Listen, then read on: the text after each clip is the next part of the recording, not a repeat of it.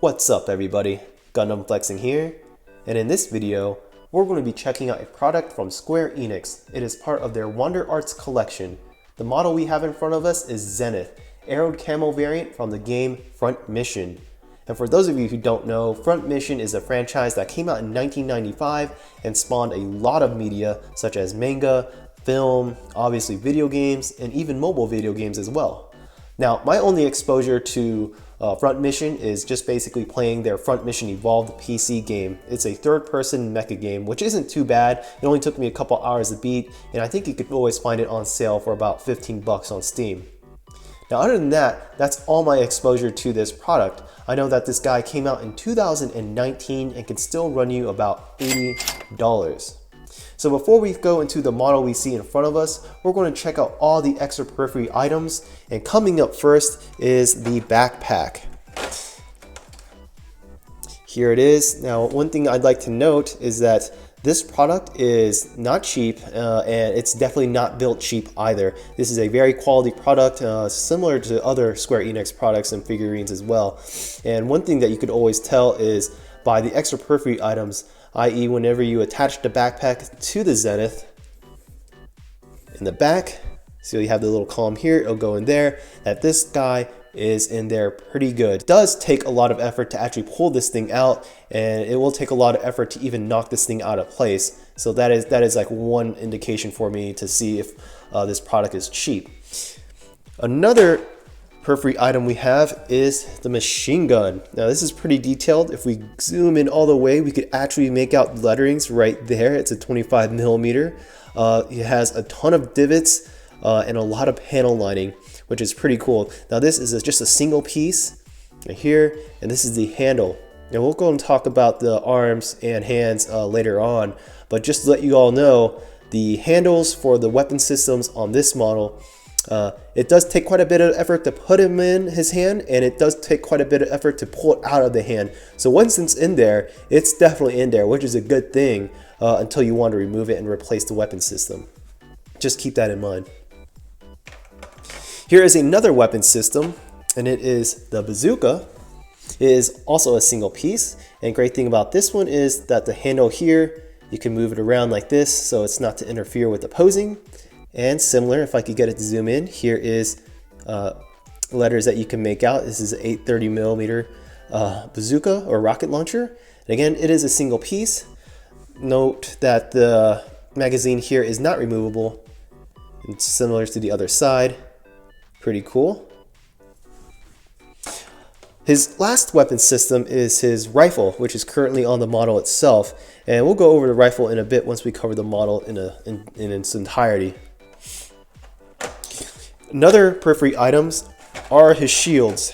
He has two shields right here, and you'll notice in the back, I accidentally snapped this one, but in the back you have this little small pillar. Now these are just single pieces, and let's address this one right here. So the reason why this one snapped off is because, as I mentioned before, it's difficult to put certain pieces in these holes, and once it's in there, it's in there very tight. So definitely be careful when you put it in there, and be careful whenever you take it out, because I accidentally snapped the other piece. If I could find it, I accidentally snapped this right in here. Luckily for me, all it requires is just a little bit of Tamiya cement glue, and then I could just pretty much put it back, and no one's going to notice it because it's going to be covered by the shield.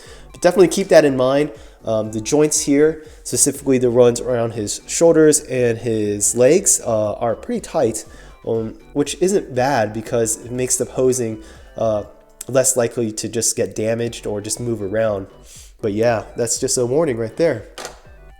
And finally, let's go over his hands. He has a total of 6 hands. Right now he has 2 trigger hands, and one of the trigger hand, his right hand right there, is being utilized. And here is the other trigger hand right here. Notice it's not really a trigger hand, but it is a hand that holds the weapon systems. And again, just want to drive this home that it is quite an effort to put these rifles and his weapon systems into his hands, and it is quite an effort to take them out. But once it's in there, it's definitely in there. Now here, you'll notice it's just like his gunpla. It's just a single piece, and the back horse. Back right here is the joint socket And most of these, except for the connector between the upper body and lower body, are all ball joints except for that one. Here it is. That's the trigger hand.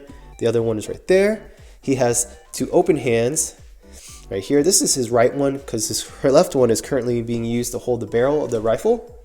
But this one, nothing much to drive home about. Socket piece in the back. And he has two fist hands right here, closed fists, so nothing goes in them right there. And that's it for periphery items. It's unfortunate I accidentally did snap this shield. I didn't really notice it until I was posing it around, and then I wanted to move the shield to move it somewhere else. Super unfortunate, but it is an easy fix with a little bit of glue and no one will see it. Now onto the model itself. Again, this model is definitely not cheaply made. It's not like one of those UFO catcher rewards. I've done one review on a Marvel Iron Man UFO catcher prize I got, and that thing was built cheap. The paint was everywhere. It looked just awful and it felt awful. But this one, it definitely feels light, but at the same time, you know it's not cheap whenever you move the joints around like that and even go over the detail of this entire model. So let's look at the rifle real quick. Rifle, right. All right, so that again, this is definitely in there for good, for a good time. His rifle is a single piece. You can tell it's detailed because at the end of the barrel here we can see the knurling, which is pretty cool. Another awesome feature about this rifle is that this magazine is removable, and you can see there is a slot right here, so you can either put the magazine on one side or the other, and that's in case if you want to have the rifle mounted on his left hand instead of right, you don't have to have the magazine carrier right here to interfere with his posing. So that's a pretty cool feature. Here we also have a top hand guard right there, which is pretty cool.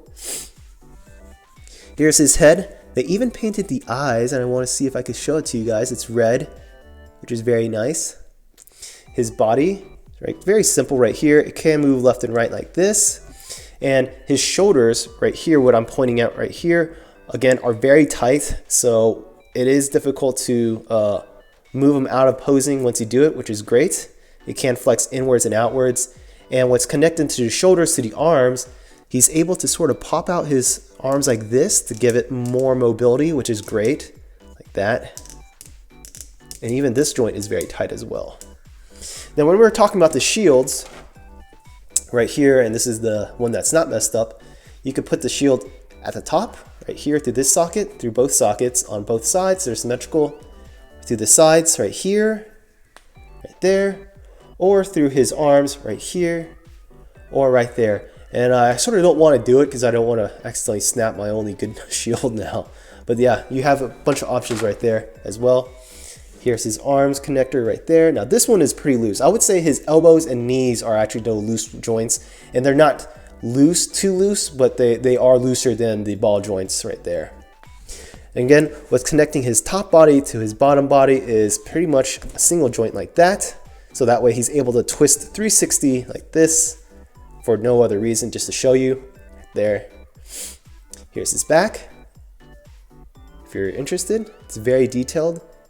And what I like about this model too is that yes, he is a arid camo variant, so like a desert camo variant, but I don't know if this camera is capturing it properly, but it does look like he is a bit weathered, which came from the product itself, not from me actually trying to weather it, which I think is pretty cool because he does have like this gray hue to it, especially at certain points, at certain angles and edges right there. So to me, he is sort of weathered, which is a big plus. Again, here is his lower half right here, and in the game Front Mission Evolved, you're able to customize your I think they are called Wanzers, sort of like a play on word to Panzers, and you can customize it in the game. So it's just sort of very similar, but unfortunately you can't really do it to this model. Here it's the joints that connect the leg. It is very stiff, which is a good thing here. And just like his elbows, his knees are actually much looser like that. Now, for those of you who are familiar with these mechs, you know that at the bottom here they have like these tracks right here, which I like to call them Heelys. They're not Heelys, but they're just simple tracks. So in the game, they're able to move a lot quicker. but they're also able to run like this, just by on their own feet. They do have prolonged toes like this. And unfortunately, despite most of this detailing on the body, he doesn't actually have any heel, ankle, or heel toe flexion. So this bottom of the feet is just one piece. So you can't really move the heel up and down like that, or up and down like this. But yeah, this is the Zenith Arid model. Zenith Arid model. He does have a blue variant color, which is exactly the same. I do have them as well. I bought them at the same time. Now again, these guys are 80 bucks. So would I recommend this for $80? If you're a fan of the front mission, if you're a fan of Square Enix and the products they put out, yeah, it's definitely worth 80 bucks. But keep in mind that you could also find this guy on sale. You could find most of these models from Wander Arts on sale for about 40 bucks. You just have to wait for the right time. But yeah, that's all I have to say about this specific model. If anyone's wondering, these products behind me are pretty much my Yu-Gi-Oh cards I like to keep out, and my Pokemon cards I like to keep out at the moment. I'm trying to get into those. But if you have any questions or comments, please post it down in the section below. As always, I appreciate you all for watching, and I will see you guys in the next video. Take care of yourselves. Peace out.